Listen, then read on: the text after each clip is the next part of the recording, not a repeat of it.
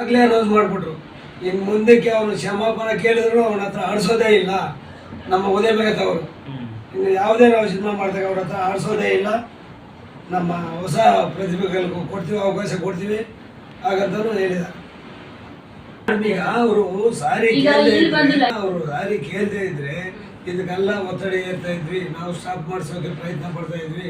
ನಮ್ಮ ಕಮಿಷನರ್ ಸಾಹೇಬ್ರ ಹತ್ರ ಎಲ್ಲ ಹೋಗಿ ಅವರು ನಮ್ಮ ಕರ್ನಾಟಕದೊಳಗಡೆ ಯಾವುದೇ ಲೈವ್ ಶೋ ಮಾಡಬಾರ್ದು, ನಮ್ಮ ಇಂಡಸ್ಟ್ರಿದಲ್ಲ ಯಾವುದೇ ಆಗ್ಬೋದು, ಯಾವುದು ಮಲ್ಟಿನ್ಯಾಷನಲ್ ಕಂಪ್ನಿ ಆಗ್ಬೋದು, ಮಾಲ್ಗಳಾಗ್ಬೋದು, ಎಲ್ಲರೂ ಅವರು ಇಂಥ ಲೈವ್ ಶೋಗಳನ್ನು ಕೊಡಬಾರ್ದು ಅದೇ ರೀತಿಯಲ್ಲೇ ನಾವು ದಿಟ್ಟ ನಿರ್ಧಾರ ತಗೊಂಡಿದ್ವಿ.